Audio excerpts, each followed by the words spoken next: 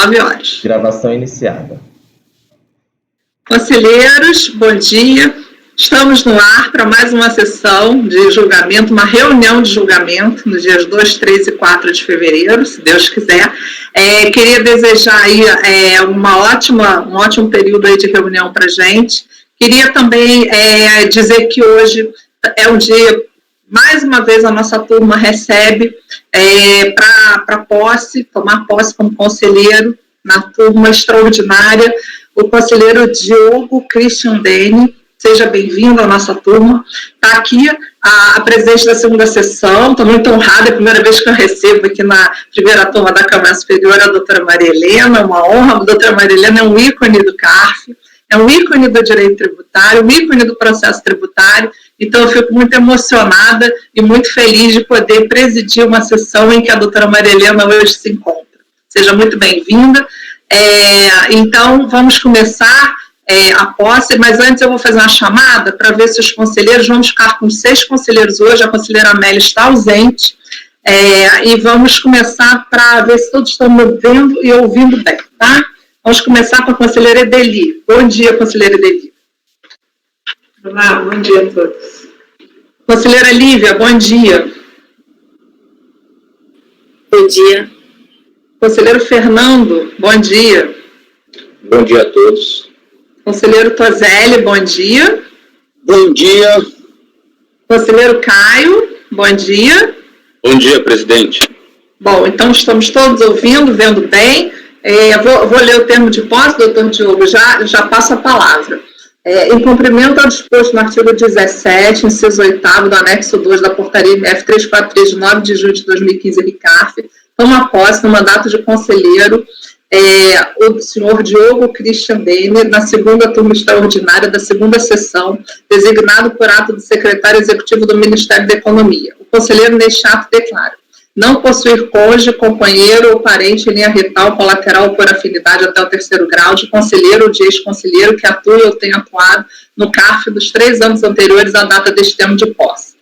Cumprir com os deveres e obrigações vinculadas ao mandato de conselheiro, bem como observar o Código de Ética Profissional do Servidor Público Civil do Poder Executivo Federal, aprovado pelo Decreto 171, de 22 de junho de 94. Estar ciente do dever de informar ao presidente de turma a ocorrência de impedimentos de que tratam os artigos 42 a 44 do anexo 2 da portaria MF 343 de 9 de junho de 2015. E para constar e surtir os pertinentes efeitos, o presente termo vai assinado pelo conselheiro empossado e pela presidente da primeira turma, em exercício da primeira turma da Câmara Superior de Recursos Fiscais, primeira sessão de julgamento. Tá? Como sei, ainda não consegui acesso, está fora do ar, então eu vou assinar assim que der um intervalo na sessão. Mas, se o senhor puder, doutor Diogo, já pode assinar o termo, se já conseguir acesso ao SEI, tá? Eu queria passar a palavra, então, à presidente da segunda sessão, doutora Maria Helena, para algumas palavras, então, em recepção ao conselheiro Diogo. Bem, bom dia a todos. Em primeiro lugar, eu gostaria de agradecer as palavras gentis da minha amiga Andréia aqui, né? Então, bondade pura dela. E, em primeiro lugar, agradecer também a oportunidade o convite, né, para estar aqui prestigiando a posse do nosso conselheiro da segunda sessão e dizer que eu desejo todo sucesso, seja muito bem-vindo aos colegiados, né, e com certeza terá muito sucesso, claro, né, como já tem demonstrado que já estava participando conosco como colaborador, e eu quero também me colocar à disposição, como sempre tenho colocado, né, para todos os conselheiros, qualquer dúvida, quando precisarem, sabem que sempre podem contar comigo. Então, seja bem-vindo, conselheiro Diogo, e muito sucesso. Conselheiro Diogo, o senhor está com a palavra. Eu, primeiramente, agradeço, doutora Andréia, pela posse, pela oportunidade. Agradeço pelas palavras da doutora Maria Helena. Trabalhei com ela, já estamos juntos praticamente há um ano. Foi um ano de muito aprendizado. E agradeço pela confiança dela, pela enfim, por todos os trâmites. Agradeço ao doutor Mário também, que participou com isso. E dizer que estou disposto a trabalhar e se Deus quiser, vai ser uma experiência muito honrosa e gratificante, né? E gostaria de aproveitar a oportunidade também e pedindo licença, doutora Andréia, de cumprimentar todos aí em nome da doutora Edeli, que é minha amiga já de longa data, desde a época da fiscalização, e dizer que essa coincidência assim, me torna ainda mais, me deixa ainda mais honrado aí com esse dia. Muito obrigado. Conselheira Edeli, pode falar. Cumprimentar o conselheiro Diogo, satisfação enorme vê-lo, né, chegar a essa posição, né, nós somos, trabalhamos ao lado, né, Diogo começou na tributação de Campinas e depois passou à fiscalização de pessoa física, sempre com enormes méritos, né, um prodígio, uma pessoa muito dedicada, estudiosa, certamente vai crescer e contribuir muito aqui nos colegiados do CAR, com a satisfação enorme. Desejo todo o sucesso do mundo para você. Tudo de muito bom, querido. Um grande abraço. Diogo, também desejo muito sucesso, que você tenha aí uma ótima etapa como conselheiro aqui no CARF. Para mim está sendo uma experiência nova também, eu estou há 1 ano e meio e está sendo muito gratificante, então eu fico muito feliz quando eu vejo que as pessoas estão vindo para o conselho e trazendo a sua bagagem, a sua experiência, seja antes como colaborador e agora já numa das turmas da 2ª sessão. Então é uma honra muito grande que as pessoas compartilhem seus conhecimentos e também aprendam com os colegas que compõem os colegiados. É muito bacana a gente ter trazer conosco essa vontade de cada vez mais aprender e fazer com que a sociedade só tenha orgulho do nosso tribunal. Muito obrigada por você ter aceitado aí e ter a Maria Helena aí como mentora, realmente é muito gratificante. É isso aí, sucesso. Sucesso. Pessoal, então, agradeço e agora a gente vai começar aqui, né? Chegamos. Vamos começar a sessão. Agradeço a presença da doutora Maria Helena, do doutor Diogo, e vamos em frente. Bom dia a todos, boa sessão, bom trabalho. Diogo, você sabe que pode contar comigo. Tudo de bom. Agradeço. Muito obrigado. Bom trabalho para vocês. Até logo. Tchau, tchau. Tá, tchau, tchau.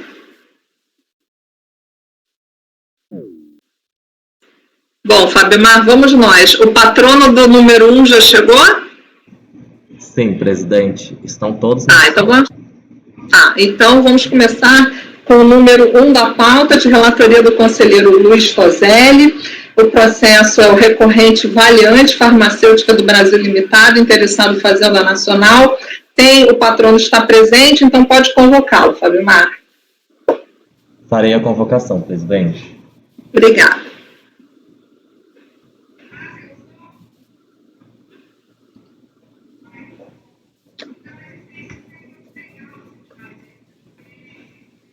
Item 1 da pauta, doutor Rodrigo. Seu processo será julgado agora. Por favor, verificar a mensagem privada no chat.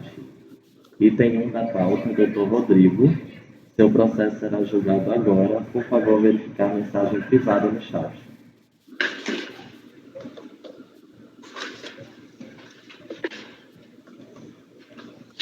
Patrono convocado, presidente. Obrigada, Fabimar.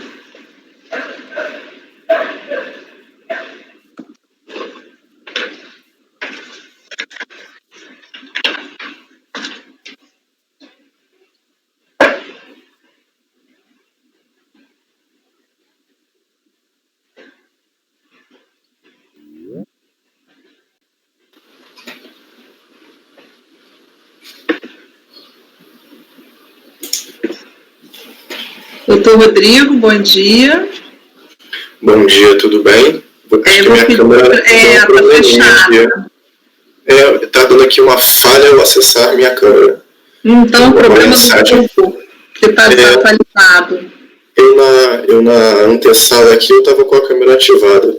Não sei por que aqui, alguma questão técnica que foge ao meu conhecimento. Consegue entrar pelo celular? Deixa eu dar uma olhadinha aqui, deixa eu voltar aqui à antessala para pegar o link novamente e tentar, só um segundinho. Ok.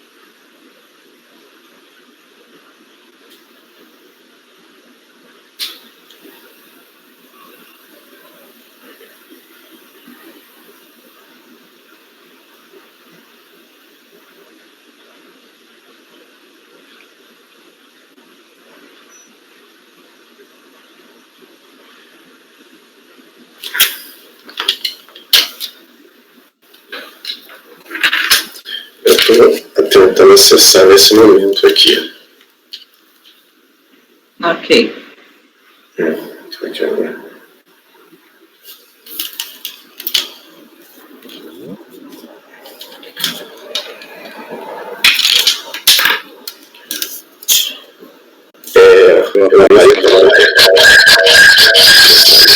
Agora foi. Deixa eu só tirar. Agora foi. Só um segundinho aqui para eu trocar de fone agora, então. Só um segundinho.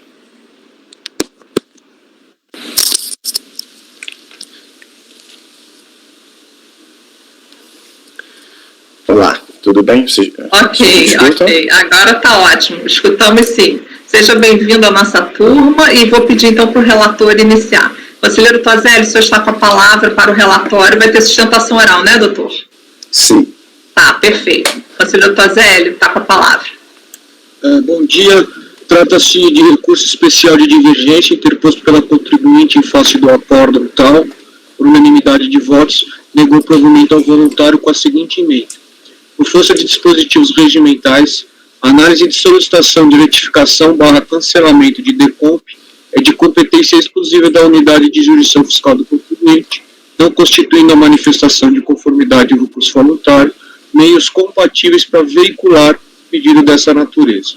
Litígio é decorrente de decomp transmitida pela contribuinte para fim de formalizar a compensação de alegado crédito de CSLL com débitos próprios desta mesma natureza. A compensação não foi homologada nos termos do despacho decisório de folhas 9, que apontou a inexistência de saldo credor. Houve apresentação de manifestação e o contribuinte requer seja declarada a nulidade do despacho decisório, uma vez que a requerente não é nem detentora do crédito nem do débito, tratando-se de mero equívoco a transmissão da decomp. Em seguida foi proferida a decisão de piso que manteve a não homologação da compensação e se ensejou a interposição de recurso voluntário, o provimento foi negado pelo referido acordo. O contribuinte interpôs recurso especial, foi admitido nos seguintes termos. Abro aspas. O recorrente apresenta como paradigma o acordo 9303008110, tem a seguinte emenda. Embora a DCTF seja o documento válido para constituir o crédito tributário, se o contribuinte demonstra que as informações nela constantes estão equivocadas, diante de erro, deve-se prestigiar o princípio da verdade material, afastando quaisquer atos da autoridade fiscal que tenham se baseado nas referidas informações equivocadas. Ou seja, o mero erro formal do contribuinte, consubstanciando o erro nas informações prestadas em declarações obrigatórias, não prevalece quando comprovada a verdade dos fatos. O paradigma não foi reformado e não contraria a súmula do CARF a qualquer decisão definitiva. Identificam-se como fundamentos principais da decisão recorrida a incompetência do colegiado, uma vez que o pedido submetido a juízo é de retificação, cancelamento de decomp. B. a competência privativa da Delegacia da Receita Federal, vez que os referidos fundamentos são dois lados da mesma moeda, que o colegiado ACO entendeu que a lide se resolveria na questão da incompetência do órgão julgador de um lado e na competência privativa da Receita Federal de outro. De outro lado, o paradigma julgava seu recurso especial da Fazenda. O relatório pouco contribui para a compreensão da situação fática então apreciada, contendo pouco mais que breve resumo dos argumentos da Fazenda naquele processo. E aí o despacho transcreve parte do relatório, isso eu vou falar melhor no voto. Como é que conclui o despacho de exame de admissibilidade? O decide jurisprudencial pressupõe conflito entre interpretações de um mesmo conjunto normativo no julgamento de situações semelhantes. Então é indispensável identificar os contornos da situação.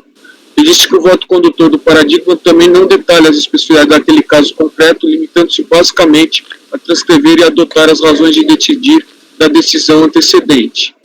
Posso analisar o cerne do lide trazido em recurso, qual seja, se há no caso vertente a necessidade de comprovação por meio de documentação contábil ou ocorrência de erro de DCTF, inclusive para fim de se provar a existência e regularidade do crédito.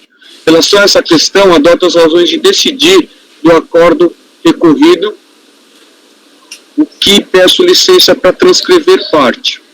Então, o voto do paradigma, que é da Câmara Superior, ele reproduziu o acórdão recorrido pela Fazenda, que fala o seguinte: da análise dos autos, verifica-se que DPJ e DCTF indicam a existência de saldo credor de PIS e COFINS, de forma recorrente não ter realizado a época devido à exclusão das respectivas bases de cálculo dos valores referentes aos produtos monofásicos.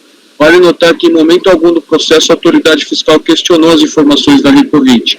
A abordagem da DRJ foi estritamente no sentido de que a simples retificação de DCTF não seria suficiente para constituir o crédito tributário, ou seja, não questionou o fato da recorrente deduzir da base os valores referentes aos produtos monofásicos. Pois bem, muito embora tenha razão a DRJ afirmar que a simples retificação não é suficiente para comprovar a existência do crédito, o fato é que se o contribuinte comprova que há um erro e procede à retificação das informações, constitui outro valor como devido, que não pode ser desconsiderado. Vale dizer, o processo administrativo tributário, regido pelo princípio da verdade material, não permite análise rasas de documento, tampouco a prevalência de declarações equivocadas, uma vez que se constate que os fatos se deram de forma distinta daquilo que foi declarado. Mero erro formal, substanciando nas informações prestadas, quando comprovada a verdade dos fatos. A jurisprudência desse tribunal corrobora esse entendimento, tendo cancelado diversos lançamentos quando comprovado a ocorrência de erro formal por equívoco. Em observância a tais princípios, uma vez constatado que houve erro nas informações prestadas, se considerar a verdade dos fatos, ainda que elas sejam diversas das informações que se baseiam o fisco na execução de seus atos, seja na lavratura de um auto, ou como no presente caso, na não homologação de uma compensação. Ressalte-se, contudo, que essa decisão não significa a homologação da compensação, uma vez que o débito tem que ser avaliado pela autoridade administrativa competente. A questão é que não há impedimento legal para que a retificação seja realizada posteriormente, sendo permitido o procedimento adotado pela recorrente. Ante o exposto, conheço do presente para dar provimento parcial ao recurso e para encaminhar os autos à unidade de origem para verificar o mérito do crédito. Aí conclui o despacho. O voto condutor do paradigma permite identificar semelhanças com a situação fática julgada no presente processo. Em ambos os casos, o contribuinte pretende, após o despacho decisório, reduzir débitos compensados em suas declarações, alegando erro nos valores declarados e, dessa forma, obter o reconhecimento do direito creditório e a homologação de compensação. Há que se ressaltar que o paradigma não reconhece o erro alegado naquele processo, nem opera a retificação da declaração, muito menos homologa a compensação. Conselheiro, só um minuto. Doutor, eu vou pedir para o senhor ligar seu microfone, que está dando um eco. Desculpe. Obrigada. Pode continuar, conselheiro. Há que se ressaltar que o paradigma não reconhece o erro alegado naquele processo, nem opera a retificação, e muito menos homologa a compensação. O que o paradigma decide admite-se em tese a retificação de erro formal em informações prestadas pelo contribuinte em sua declaração, mesmo depois do despacho decisório, desde que devidamente demonstrado e comprovado por documentos hábeis, e B, cabe à autoridade administrativa a avaliação do direito creditório alegado. Observa-se que o acórdão ora recorrido se baseia em fundamento não contestado pela decisão paradigma, ou seja, ou da incompetência do órgão julgador para o provimento à pretensão formulada. Afinal, o pedido do contribuinte é de retificação de ofício, conhecimento de direito creditório e homologação da compensação em questão, e tanto o recorrido como o paradigma entendem que essas providências são de competência da autoridade administrativa. Em verdade, as decisões cotejadas diferenciam-se na parte dispositiva, na medida em que o acórdão recorrido negou o provimento ao voluntário, após que o paradigma negou o provimento ao recurso especial da Fazenda e manteve a decisão antecedente que dera provimento parcial. Constata-se que a divergência entre o acórdão recorrido e o paradigma consiste essencialmente em este último determinar, ainda que implicitamente, o exame pela unidade de origem da documentação comprobatória. De outro lado, a decisão recorrida pôs fim à pretensão do contribuinte.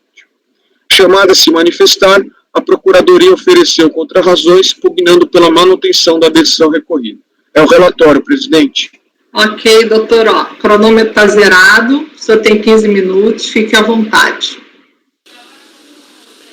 Bom dia a todos. Não vou nem precisar dos 15 minutos, acho que o tema aqui em debate ele foi bem exposto pelo conselheiro relator, eu agradeço a ele pelo excelente relato do caso, e senhores conselheiros, eu acho que a questão que em julgamento, a gente até apresentou memoriais aí pela recorrente, para fazer um resumo dos pontos que estão em julgamento, e acho que a gente pode resumir exatamente como a possibilidade ou não de uma retificação de ofício ser operada pela Receita Federal quando o contribuinte demonstra, né, traz aos autos elementos mais que suficientes para comprovar que a compensação, que a declaração de compensação, ela não está correta, que houve um erro, né, a própria recorrente, isso é um ponto importante, ela reconhece já na sua manifestação de inconformidade a inexistência do crédito que foi pleiteado, mas também a inexistência do débito. E é uma situação peculiar, né, porque a regulamentação da Receita já não é de hoje, na IN 1717, que também tinha essa mesma previsão na IN 1300, ela impossibilita o contribuinte de retificar ou de cancelar a declaração de compensação, a PERDECOMP, quando você já possui um despacho decisório emitido pela Receita Federal do Brasil. Então, o contribuinte ele realmente fez uma análise, quando veio o acórdão da não homologação da sua compensação, ele constatou realmente o crédito postulado não existe, mas tampouco o débito que foi declarado na compensação. E aí a discussão que se coloca aqui é exatamente essa: até que ponto uma declaração de compensação, que sabemos tem um efeito de confusão de dívida, ela pode prevalecer ante aí o princípio da verdade material, quando há uma demonstração clara e inequívoca por parte do contribuinte e um reconhecimento de que o crédito postulado não existe, mas tampouco o débito. Então, acho que a questão em discussão é exatamente essa, e o que a gente trouxe aqui até nos memoriais, já um pouco mais atualizado com jurisprudência desde a interposição do recurso especial, é que nós temos hoje em dia decisões, inclusive, da própria DRJ, na instância da instância administrativa composta pelos auditores fiscais favoráveis ao pleito, mostrando que se você faz uma compensação e o débito não existe, não há razão para você manter a cobrança, por uma questão puramente formal de impossibilidade de retificação ou de discussão quanto à competência para julgamento, para análise dessas questões. Trouxemos também no memorial, além desses dois acordos da DRJ mais recentes, algumas decisões, alguns acordos da própria Câmara Superior, e esse é um ponto acho que relevante, em que é reconhecido a possibilidade da autoridade julgadora, e isso é colocado de uma maneira expressa, eu até vou me permitir ler a ementa aqui, que é bem curta na sequência, mas a Câmara Superior ela reconhece, ela diz assim: quando em sede de recurso, isso é um ponto importante, o contribuinte demonstra ter preenchido o pedido de restituição ou compensação de forma incorreta, indicando como crédito o imposto de renda retido na fonte, quando o correto seria saldo negativo de imposto de renda, é possível a retificação de ofício pela autoridade julgadora. Eu acho que esse termo final aqui é extremamente importante, que mostra aí o entendimento do CARF em relação à possibilidade da autoridade julgadora, não só da delegacia de origem, fazer a análise desse pedido de retificação. E como constou do voto do conselheiro relator, no qual nos filiamos aí perfeitamente, eu acho que a análise dos elementos para comprovar que o crédito e o débito não existe, obviamente vai competir a autoridade julgadora fazer a análise disso, mas cabe à autoridade julgadora determinar que isso seja analisado, porque se não houver uma determinação da autoridade julgadora, vai caber ao contribuinte, após o encerramento do processo administrativo, instaurar um novo requerimento para uma retificação de ofício que não tem previsão legal, né, e a gente vai ficar sem uma suspensão da elegibilidade do débito e toda uma situação extremamente delicada para você poder explicar à empresa. Então, me parece que o voto do conselheiro relator caminhou bem nesse ponto, ao acolher o paradigma e dar o parcial provimento ao recurso, para que a autoridade julgadora, o CARF, a Câmara Superior, nesse momento, possa reconhecer a necessidade da autoridade administrativa, da DRF, da Delegacia da Receita Federal, analisar essas informações e, obviamente, verificando que as informações do contribuinte estão colocadas de maneira correta, proceder à retificação de ofício. O que o contribuinte e a recorrente não concordam é com a informação que constou da decisão recorrida de que não haveria competência da autoridade julgadora para fazer essa determinação. Isso nos parece bastante equivocado, como eu disse, pelas consequências que irão advir disso, porque haverá um encerramento do processo, o débito estará declarado, confessado numa DECOMP, que não vai ter havido uma determinação para retificação pelo órgão julgador, e competirá o órgão administrativo interno da Receita simplesmente dar prosseguimento na cobrança disso. Agora, como dissemos, a recorrente realmente discorda desse desfecho, e o objetivo do recurso especial é exatamente esse, que foi, me parece, o ponto que foi acolhido aí no voto do conselheiro relator, para que seja determinada essa verificação e essa retificação de ofício pela autoridade administrativa, mas determinado, volto a dizer, pela autoridade julgadora, como já tivemos casos outros aí perante o CARF, como eu citei a ementa agora há pouco, e consta também do próprio memorial que foi entregue aí e anexado ao processo. Então, acho que é essa discussão que está em julgamento. A recorrente, aqui na minha pessoa, a gente não vai utilizar os 15 minutos, acho que o objetivo nosso era realmente só esclarecer essa questão, colocar que a empresa realmente verificou, foi um equívoco dela, ela verificou a princípio crédito realmente no ano de 2006, que depois não se confirmou, mas também tampouco o débito. E aí, de uma maneira conservadora, mas também de boa fé, fez-se a manifestação de inconformidade já ab início, colocando essas informações ao conhecimento dos órgãos julgadores da Receita. O recurso ele foi, na verdade, feito única e exclusivamente com esse objetivo, de viabilizar a retificação de ofício da compensação, já sabendo-se da inexistência do crédito, mas também do débito. Então, é basicamente isso que a recorrente tem a colocar. Me parece que o voto do conselheiro relator encampa isso, muito embora pelo provimento parcial, a recorrente entende que estariam satisfeitos aí o objetivo primordial do recurso, que seria essa análise a mando da autoridade julgadora, mas pela DRF. É basicamente isso, senhores conselheiros. Um bom dia e obrigado a todos. Ok, conselheiro Tozelli, o senhor está com a palavra para o voto. O recurso especial é tempestivo. Do confronto, porém, entre o acórdão recorrido e o paradigma, não vislumbra o necessário dissídio jurisprudencial em razão da ausência de similitude fático-jurídica entre as decisões ora confrontadas.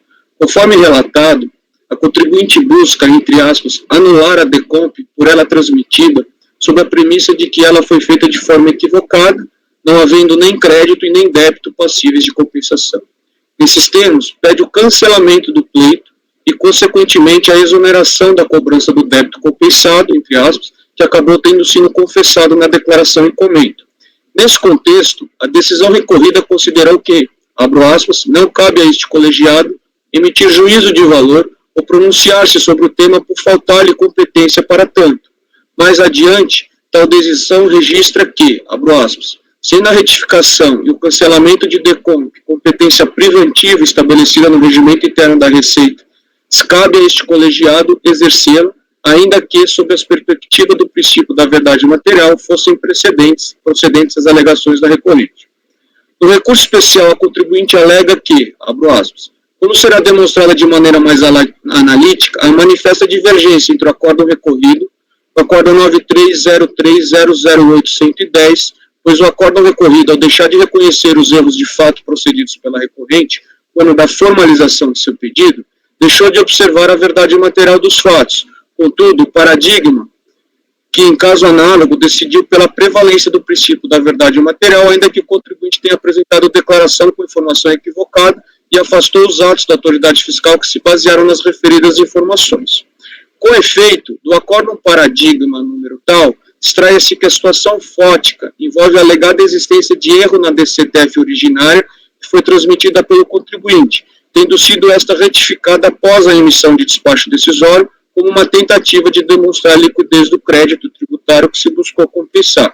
O precedente, ao julgar o recurso especial interposto pela Fazenda, entendeu que nenhum reparo caberia ao acórdão originário, quando este, após superar o fundamento para a não homologação, determinou a, entre aspas, baixa do processo para fins de análise do mérito do crédito postulado propriamente dito. A situação fático-jurídico do paradigma, portanto, não diz respeito à análise do direito do contribuinte de cancelar uma decomp por ele próprio transmitida, muito menos envolve a interpretação de normas de administração pública, como é o caso do regimento interno da Delegacia da Receita Federal, utilizado expressamente para o colegiado a qual se considerar incompetente. Isso significa dizer que não é possível criar a convicção de que o colegiado que julgou o caso do paradigma pudesse reformar a decisão ora recorrida. Afinal, as matérias não se assemelham do ponto de vista fático-jurídico, sendo elas, na verdade, incomparáveis para fim do conhecimento recursal. Diante, então, da não caracterização do necessário dissídio, eu não conheço do recurso especial, presidente. Passo para o mérito ou vamos julgar primeiro? Não, vamos julgar o conhecimento primeiro. Conselheira Deli? Eu acompanho o relator, né? Infelizmente, o contribuinte selecionou um paradigma que trata de retificação de crédito, né? Aqui como pedido de cancelamento da decomp, então isso envolve outra legislação tributária, né? Outro contexto fático, né? Já tivemos outros casos de conhecimento, de não conhecimento nesse sentido, né? Inclusive, estou observando aqui o recorrido, nós temos, já decidimos a matéria, né? Em outras circunstâncias que a divergência estou estabelecida justamente em torno da competência do colegiado analisar pedidos de cancelamento de decomp, e a coincidência quando decidimos essa matéria foi na mesma semana em que foi decidido o recorrido, né? Então esse paradigma já até existiria, né, para fins de suscitar e trazer a divergência especificamente quanto à questão da competência, né, porque essa é a preliminar que afetou, que determinou o resultado do acórdão recorrido e que não é enfrentada no paradigma, porque lá estava se discutindo retificação de direito creditório, né, que é a questão pacífica quanto à competência do CARF para apreciação, né. Então, nessas circunstâncias, né, reiterando o entendimento que temos, acompanho o conselheiro Toselli no não conhecimento.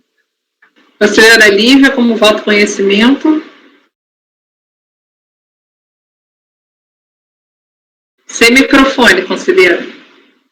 F8.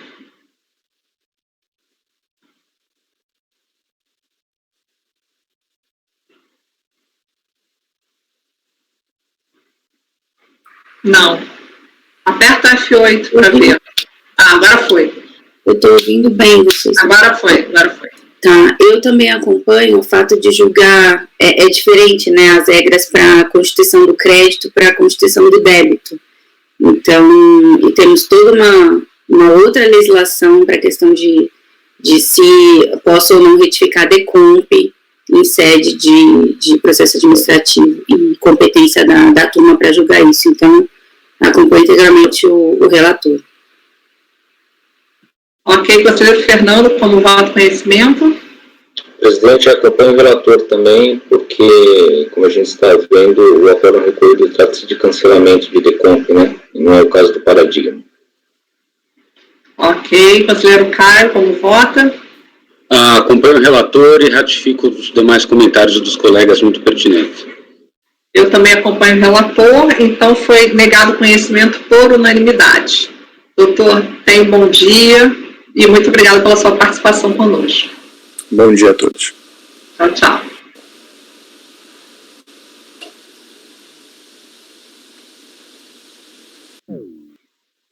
Fabimar, vamos continuar, vamos para o número 6 e 7, né? Patrono se encontra. Então, vamos lá, deixa eu apregoar aqui. Número 6 da pauta, de relatoria do conselheiro Fernando, e o 7 também de relatoria do conselheiro Fernando. O número 6, Hermasa Navegação da Amazônia, é o recorrente interessado em Fazenda Nacional. O patrono se encontra, Fabemar? Sim, presidente. Pode chamá-lo, por favor. Farei a convocação. Tá.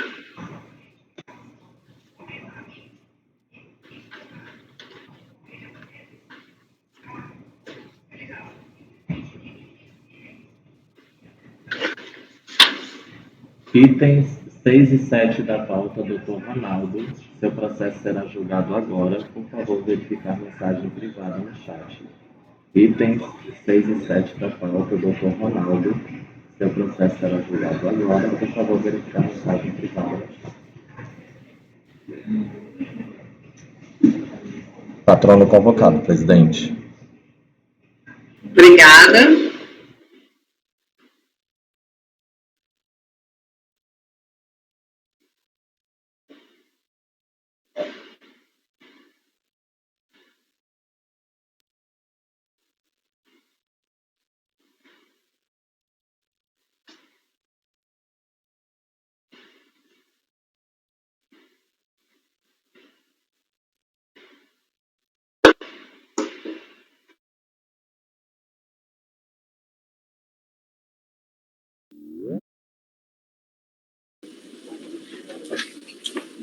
Bom dia. Bom dia, seja bem-vindo à nossa turma. Tudo bom? Tudo bem, tudo jóia. Eu vou pedir para o conselheiro Fernando iniciar o relatório. O senhor está no item 6 e 7, Hermasa, né? São os dois processos. Ok, vamos começar pelo item 6, doutor Fernando. Pode estar com a palavra, por favor. Eu peço só para o senhor desligar o microfone, doutor, por favor. Pode começar, doutor Fernando, desculpa. Ok, presidente.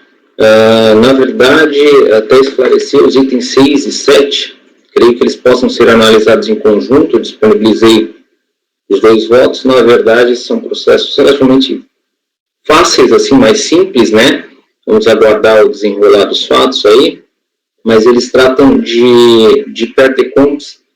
O contribuinte solicitou aí, como sendo pagamento indevido de estimativa. O primeiro processo é de junho de 2004 e o segundo processo é de julho de 2004. Essa é a única diferença dos dois. Tá?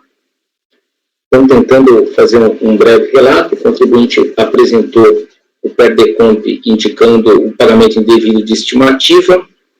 A unidade de origem entendeu que, como aqueles débitos estavam alocados, os pagamentos pleiteados estavam alocados a débitos confessados em DCTF, não tinha como reconhecer o direito creditório. O contribuinte apresentou manifestação de inconformidade, e na manifestação de inconformidade ele alega que ele errou o preenchimento da DECOMP, afirmando que a origem do crédito, na verdade, seria o saldo negativo de CSLL no respectivo período. Teria tido um erro no preenchimento da DECOMP. A DRJ analisou a manifestação de inconformidade, julgou-a improcedente, entendeu que o contribuinte estava querendo alterar aqui a origem do crédito, que não caberia, não se tratava de verdade material ou não para analisar a documentação. O contribuinte então manejou recurso voluntário e o acórdão recorrido negou o provimento ao recurso. Na verdade, ele acatava e dizia, olha, é possível, sim, superar esse erro no preenchimento da DECOMP, mas o contribuinte não trouxe provas nos autos do direito creditório pleiteado. Né? E resignado, então, o contribuinte interpôs o recurso especial. Né? Ele indica como paradigmas dois acórdãos exatamente do próprio, tratando dos mesmos fatos, né, do mesmo contribuinte, que outras turmas ordinárias decidiram de maneira divergente, ou seja, dando um provimento parcial para determinar o retorno dos autos para a unidade de origem para reinício da análise de acordo como sendo saldo negativo. Então, o contribuinte pede não só para ser conhecido o recurso especial dele, como para que se adote o mesmo entendimento proferido nesses outros julgados. Inclusive, faz uma tabela bem exaustiva de todos os casos ali envolvendo o próprio contribuinte e a situação do julgamento deles. Tá? A PFN foi intimada, apresentou contra-razões, ela não contesta o conhecimento do recurso, mas pede para que a decisão recorrida seja confirmada. Presidente, em resumo, é o relatório. Ok, doutor, eu vou marcar seu tempo aqui. O senhor vai fazer a sustentação para os 2 processos? Então tá, então vamos lá, vou iniciar. Fica à vontade. Tudo bem. Bom dia a todos, ao nobre presidente, relator, aos demais conselheiros. E como bem relatado, né, a recorrente ela formulou os predicômites desses processos, né, do item 6 e 7 da pauta, onde ela indicou equivocadamente crédito de pagamento em dívida maior, ao passo que deveria ter indicado crédito de saldo negativo de contribuição social. Por isso que o despacho decisório ele não reconheceu o direito creditório.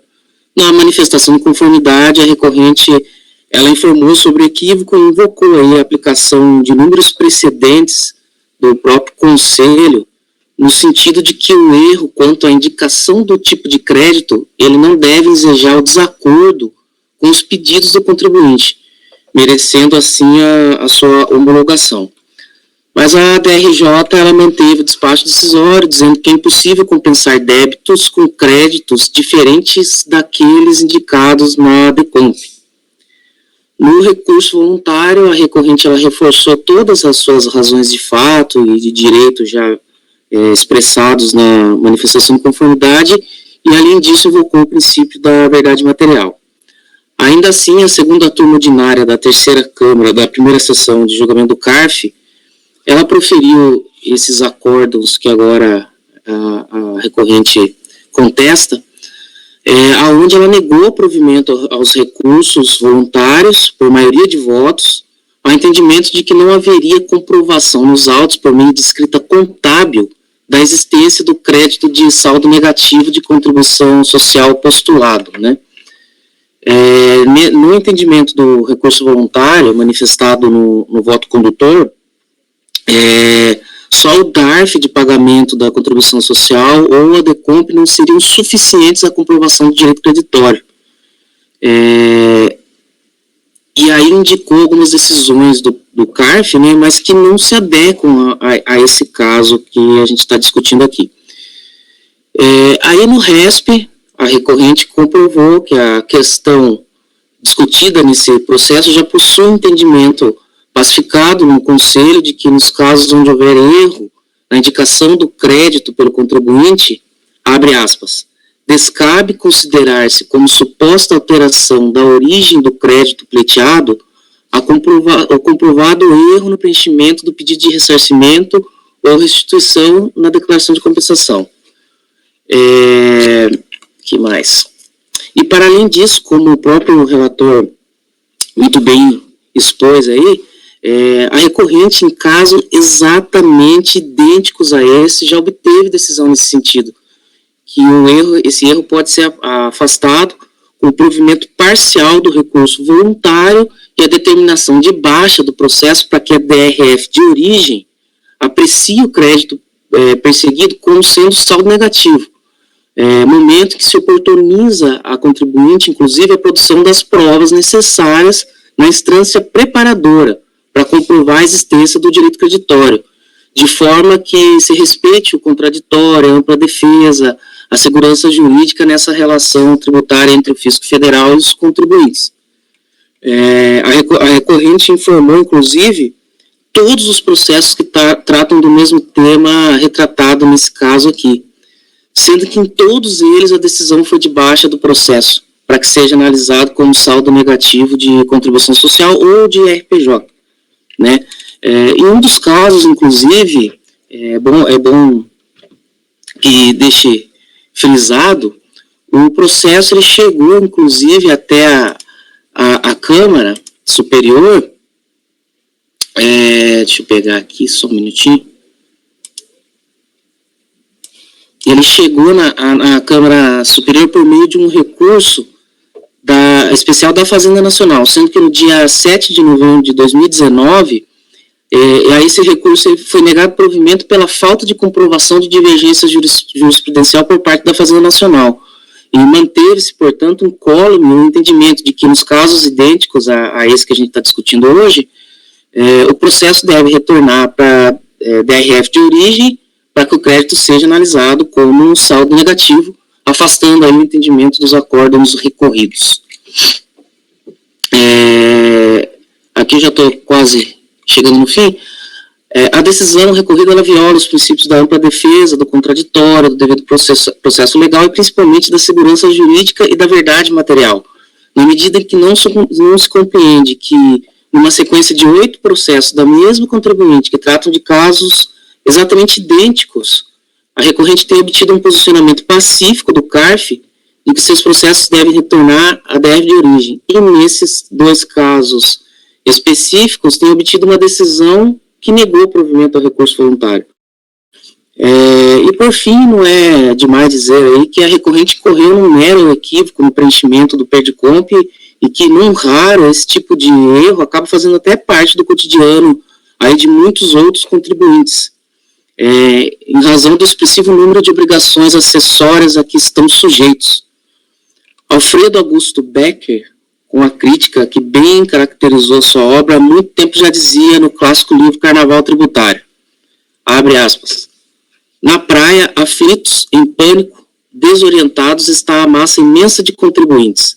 Ao Ministério de Planejamento incumbe fornecer-lhes os barcos para a sobrevivência. Porém, estabelece tantas formalidades para o embarque que a quase totalidade da massa de contribuintes continua na praia, na ingênua tentativa de praticar o impraticável e de entender o ininteligível. Assim, invocando aqui que seja respeitada a segurança jurídica e forte nessas 8 decisões já obtidas pelo contribuinte, pretende a recorrente, através do presente apelo extremo, que a decisão ora recorrida seja reformada para que reste conformada com essas outras decisões, conforme inclusive constam nos 2 acordos que serviram como paradigma, pois, como visto, são situações idênticas, todavia, que não se compatibilizam com a decisão desses casos que a gente está discutindo aqui hoje. Razão pela qual o venerando acórdão deve ser integralmente reformado, o que assim a gente espera e se requer. Muito obrigado, conselheiros. Conselheiro Fernando, o senhor está com a palavra. Pode continuar. Obrigada, doutor. Obrigado, presidente. O recurso é tempestivo, eu estou atestando aquilo que foi decidido no despacho decisório, de admissibilidade. Eu também estou ratificando aqui o conhecimento do recurso. No mérito, presidente, vou tentar resumir nos pontos aqui que interessam, né? Eu acho que desde já é interessante a gente observar que a questão aqui, para a gente decidir, não é bem aquela normal que a gente está acostumado, se só é meramente o erro, se a falta de apresentação da prova já poderia ensejar o não provimento do recurso voluntário, né? Nos paradigmas, independentemente disso, se retornou para a unidade de origem para analisar. No recorrido, não. Então, eu faço aqui um panorama, né, sobre erros de preenchimento de declaração, sobre essas questões todas. Aí eu venho colocar o seguinte aqui. Tem adotado o entendimento de que, no caso de divergência entre DIPJ e TSTF, DECOM e a autoridade prolatória do despacho decisório, anteriormente a essa decisão, proceder à intimação do contribuinte para retificar suas declarações, né? Perfeito, né? O fundamento desse raciocínio é que a autoridade fiscal não pode limitar sua análise apenas às informações prestadas em DECOM, já que existem informações em banco sobre banco de dados provenientes de outras declarações que permitem analisar a liquidez e certeza do pleiteado. Aí eu cito que esse mesmo entendimento a Receita acabou, ao longo do tempo, adotando.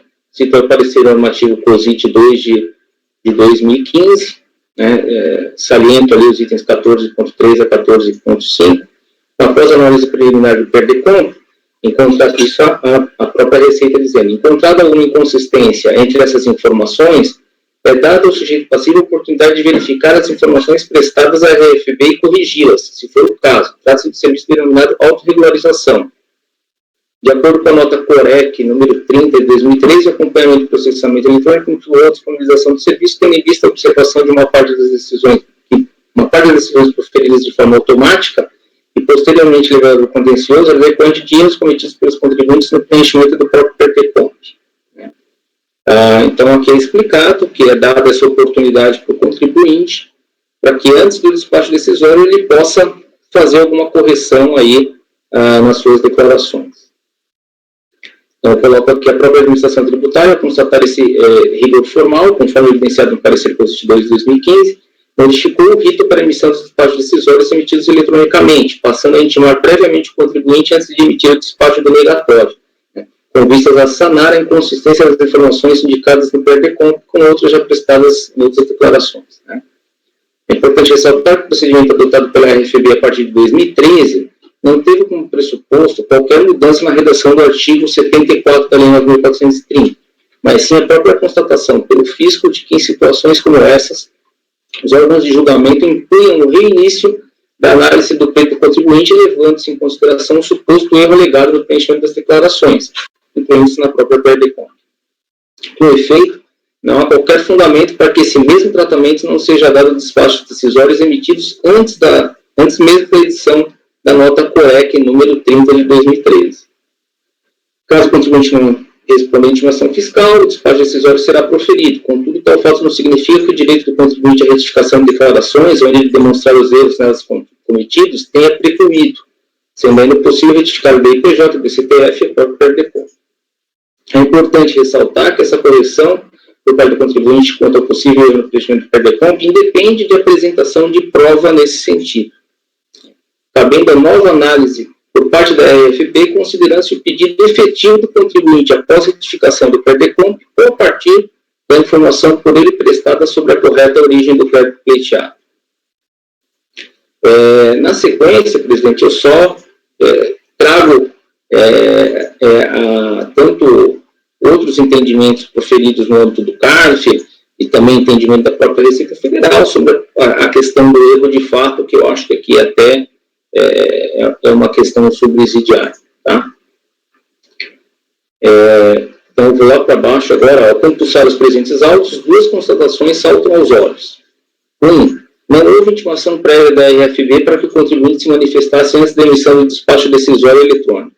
2. O contribuinte, desde a manifestação de conformidade, alega que não se trataria de pedido de pagamento a maior das estimativas, mas sim de saldo negativo no período.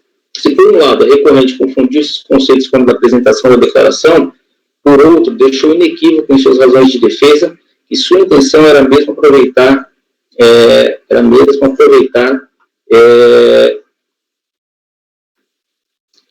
o crédito decorrente do referente saldo negativo formado pelo conjunto das estimativas. Convém ainda ressaltar que a unidade de origem também não avançou no exame de mérito do contribuinte por falta de retificação da DCTF, óbice. Esse também é hora superado com base nos mesmos fundamentos de erro no preenchimento do PRDCOMP. Nesse cenário, entendo que, embora não seja possível reconhecer o pedido do contribuinte para que o crédito seja reconhecido, eu estou propondo, aqui estou encaminhando meu voto para prover parcialmente o recurso, que era o pedido subsidiário do contribuinte. Ele pedia já para reconhecer o crédito, mas se isso não fosse possível, para reiniciar a análise, e é esse provimento parcial que eu estou encaminhando no meu voto, para que os autos retornem à unidade de origem e reinicie essa análise como sendo um saldo negativo do respectivo período, adotando as cautelas necessárias para outras estimativas do período, porque isso já pode estar lá de alguma maneira sendo analisado. É o meu voto, presidente, tanto no item 6 quanto no item 7. Ok, conselheira Edelia. Eu só vou fazer uma ressalva em relação à conclusão do voto, porque nessas circunstâncias eu entendo que o retorno deve ser para o DRJ. O litígio tem contornos específicos, porque a DRJ ela não falou nada sobre os documentos, ela simplesmente se negou a apreciar os documentos apresentados, né, no entendimento de que ela não tinha competência, de que a contribuinte não poderia alegar uma retificação de direito creditório. O paradigma caminha no sentido de que, olha, a DRJ não deveria ter analisado e, na verdade, nem mesmo a DRF analisou, né? E aí o paradigma determina o retorno para a DRF. Por isso, a divergência está plenamente estabelecida, inclusive é o mesmo contribuinte. Né? Mas eu não concordo com a solução do paradigma, né? Posta a divergência trazida à matéria, né? Na minha opinião, os autos devem retornar para a DRJ, porque foi ela que negou competência de apreciação dos documentos. Né, e aí ela que fará o juízo se há suficiência ou não de documentação, né, para sustentar a alegação de erro do sujeito passivo. Né, então eu concordo em dar provimento parcial, mas com retorno à DRJ. Né, a gente, antes do Fernando estar aqui, já tivemos discussões de divergência nesse sentido, né, especialmente com o André. Presidente, pela ordem, só se me permite, uma... Questão de fato, doutor?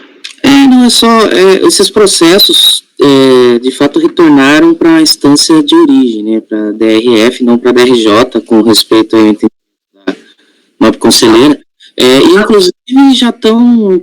Olha só, doutor, só se querer te interromper, já interrompendo, deixa os conselheiros votarem, por favor, porque é uma questão que, se não for de fato, a gente tem que continuar a votação, peço desculpas, tá? Conselheira Lívia, como a senhora vota? Fernando, pode falar, conselheiro Fernando, pode falar. Quero fazer só um esclarecimento. Eu também sempre pairo essa dúvida, né? Eu até peguei um pouquinho melhor ali para citar o parecer da Receita, que, no meu entender, assim, fica muito claro que se a gente pegar uma situação exatamente como essa, hoje, sem mudança nenhuma no artigo 74, quando a DCTF estivesse com um débito totalmente alocado, o pagamento estivesse alocado a um débito em DCTF, a Receita, ela mesma, olha, o contribuinte tem algum problema aqui, se a DCTF está errada, ele poderia retificar. E é nesse sentido que, por isso, eu entendo que poderia tranquilamente retornar à unidade de origem para que reiniciasse. Mas é uma questão bastante controvertida, a gente sabe. Conselheira Deli, pode falar. Só complementando, inclusive em razão da parte do patrono, pode haver várias circunstâncias fáticas que determinem essa solução. O problema é que nós estamos solucionando dissídio jurisprudencial, interpretação e legislação, e aí eu preciso me pautar pelos referenciais do processo para não produzir decisões incoerentes nas minhas premissas. Então, as circunstâncias práticas como essa, depois elas podem ser trazidas ao processo e dar uma solução diferente lá perante a DRJ, mas os meus parâmetros de decisão, aqui a gente está numa divergência de interpretação da legislação processual, na minha visão, né? Então, por isso eu reafirmo o meu retorno para a DRJ. Ok, conselheira Lívia, como vota? Estão me ouvindo? Sim. Nas nossas discussões sobre o assunto, a gente falou, na prática, você devolve para a DRJ vai converter em diligência, provavelmente, então vai voltar para a DRF de qualquer jeito, enfim. Mas a questão é também, entendo como quem acompanha a doutora Deli os votos dela, é questão de competência, né? Quem se negou a analisar foi a DRJ, então, dali que tem que voltar. A DRF não fez nada de errado, entre aspas, não tem nada para reformar quanto a ela, porque ela pegou o processo ali, ela não se negou a apreciar. Então, acho por isso, acompanho a advertência da doutora Edeli para devolver para a DRJ, acompanhando o voto integralmente em todos os outros aspectos. Ok, conselheiro Tozelli, como o senhor vota? Eu já entendo, mas eu sempre falo que processo administrativo fiscal decorrente de compensação, o rigor processual, a meu ver, não deve ser tanto quanto seria um oriundo de auto de infração de ter uma auditoria prévia. Então, eu acho que, no fingir dos ovos aqui, a gente acaba atacando o próprio fundamento do despacho decisório indiretamente. Então, até por dar mais produtividade e eficiência, Eu acho que já mandar para a DRF já pode esgotar lá, ainda que pela legislação processual, se você der esse rigor ao PAF pelo processual, eu entendo totalmente a lógica de mandar para a DRJ, afinal foi a DRJ que se negou e o litígio começa com a manifestação. Mas em se tratando de processo de compensação, eu prefiro dar esse reinício na linha do voto do Dr. Fernando, então eu acompanho na íntegra. Ok, conselheiro Caio, como vota? Obrigado. Excelente debate, né? Mais uma vez nele aqui. Eu concordo com as ponderações de ambas as partes. Eu acho que o Toselli ele tem razão. Eu acho que se a gente for observar do ponto de vista prático, menos formalista e imediatista, a gente manda para a delegacia, a própria delegacia resolve lá.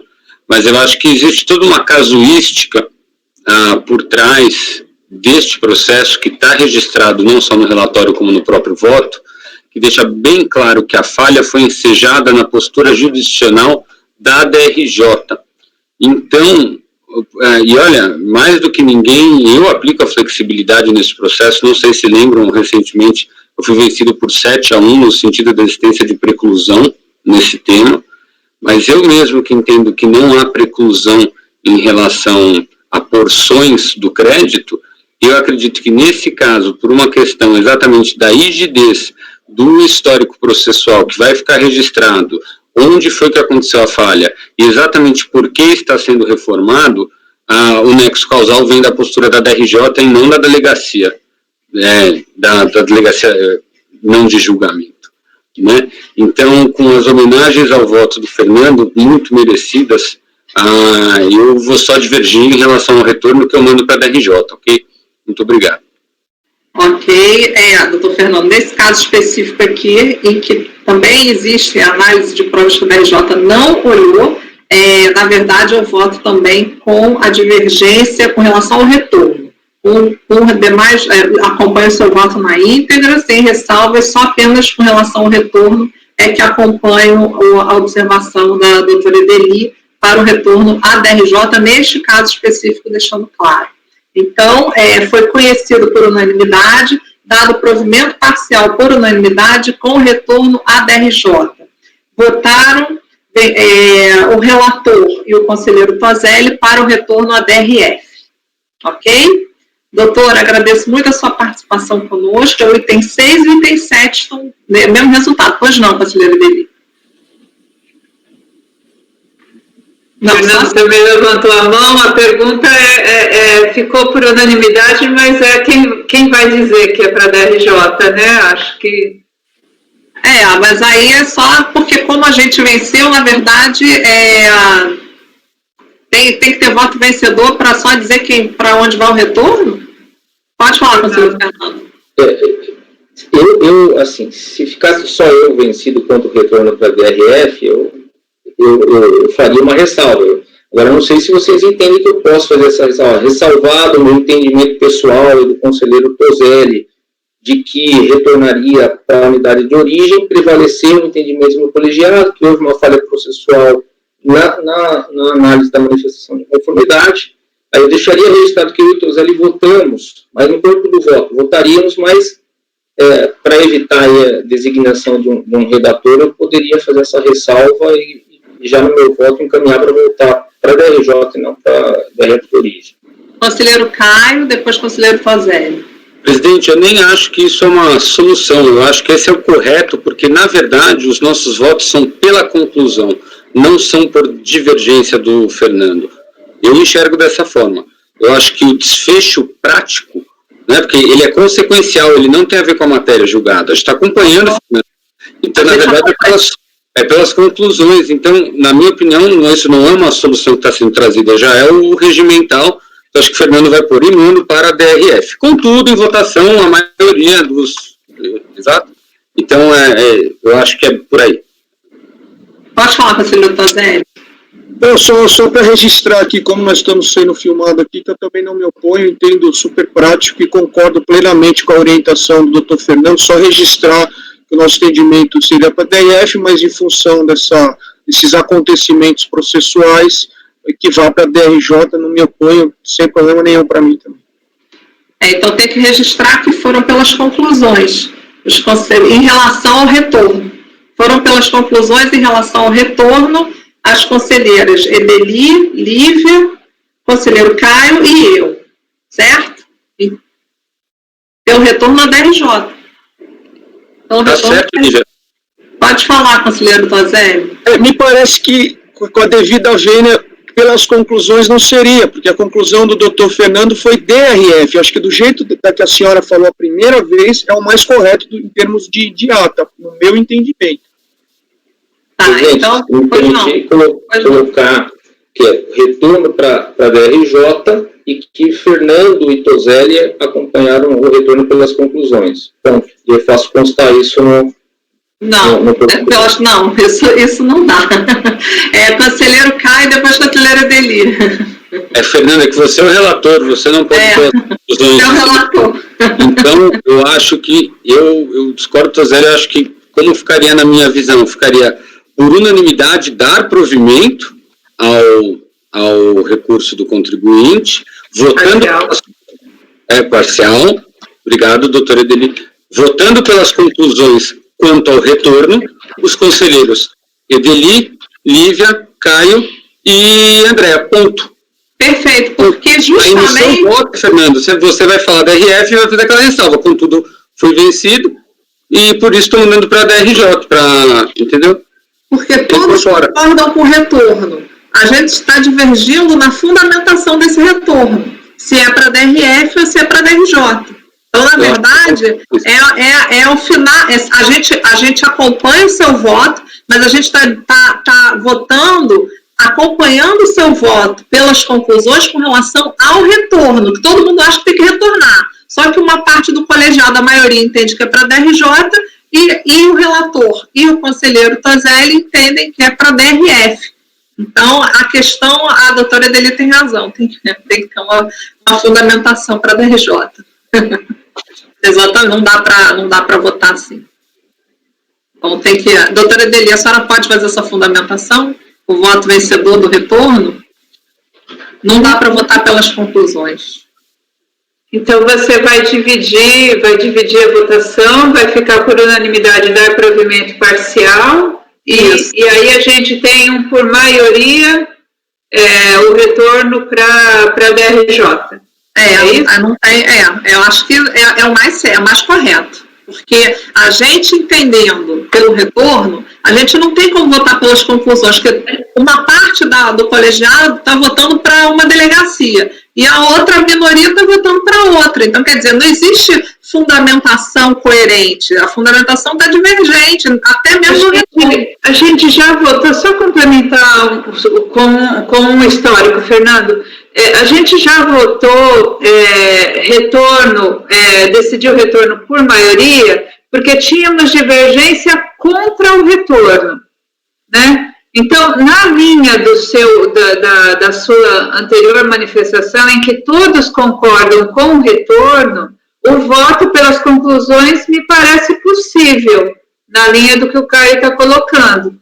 Então, todos nós votamos por unanimidade com o retorno, mas fica nas conclusões